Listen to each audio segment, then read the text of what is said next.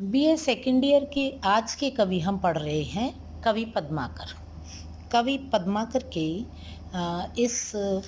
जो है लेक्चर में उनके ऋतु वर्णन शीर्षक को मैंने लिया है। ऋतु वर्णन शीर्षक में उन्होंने लगभग 8 पदों को लिया है।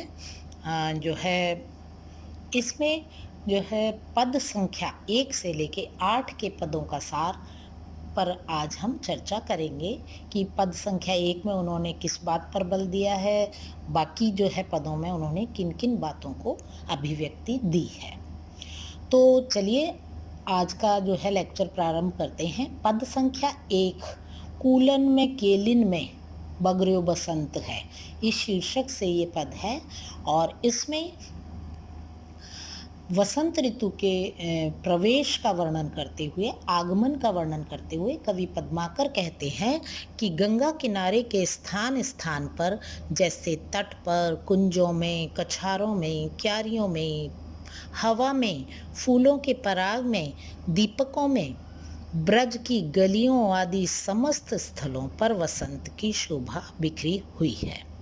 पद में अनुप्रास का सुंदर प्रयोग है वर्णावृत्ति के माध्यम से, और भाषा ब्रज है। पुनरुक्ति प्रकाश अलंकार का भी सुंदर प्रयोग मिलता है।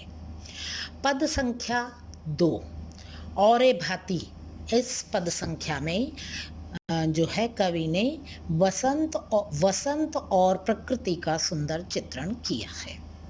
इसके पश्चात आता है पद संख्या 3, चंचला चमाके। तो ये पद जो है, इस पद के अंतर्गत इसमें भी प्रकृति चित्रण करते हुए कवि ने बादलों के चारों ओर छा जाने की, बिजली के चमकने की, घटाओं के उमड़ घुमड़ कर छाने का वर्णन जो है सरसता और सुंदरता से किया है। पद संख्या 4 के अंतर्गत आयो हों खेलन, इस शीर्षक से, ये मुखड़ा है पद का, इस शीर्षक के अंतर्गत कवि ने इस पद में राधिका का सखियों के साथ होली खेलने के लिए, ताने का, खेलने का, सोने की पिचकारियों में केसर युक्त रंगीन पानी लेकर ब्रज में आने का वर्णन किया है। पद संख्या 5 में, जिसका प्रारंभ है सीज ब्रज चंद पे, इस पद में कवि ने राधिका के अनुपम और अद्वितीय रूप सौंदर्य का वर्णन किया है। ब्रज में ऐसी राधिका के कदम, यानी कि ब्रज में ऐसी अनुपम और अद्वितीय रूप सौंदर्य की स्वामिनी राधिका के कदम जहाँ जहाँ पड़ते हैं, कवि का मानना है कि वे स्थल पवित्र हो जाते हैं। उनके बालों से पानी की बूंदों के रूप में हीरे और उनके हार से मोती झड़ने की बात भी कवि ने कही है।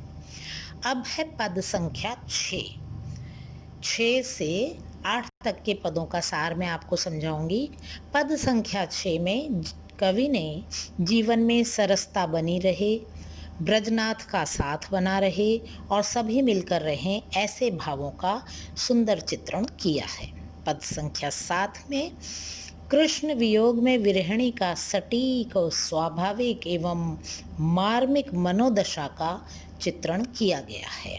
और पद संख्या 8 में कवि ने राधिका व गोपिकाओं का कृष्ण के दर्शन हेतु द्वार द्वार, छज्जे छज्जे से झांकने का, कृष्ण दर्शन कर उन्हें एक टक निहारने का बहुत ही सरस व स्वाभाविक वर्णन किया है। तो ये था आज का ऋतु वर्णन शीर्षक के पदों का सार। तो उम्मीद है कि आपको समझ आएगा, और जहाँ भी समझ ना आए आप मुझसे संपर्क कर सकते हैं।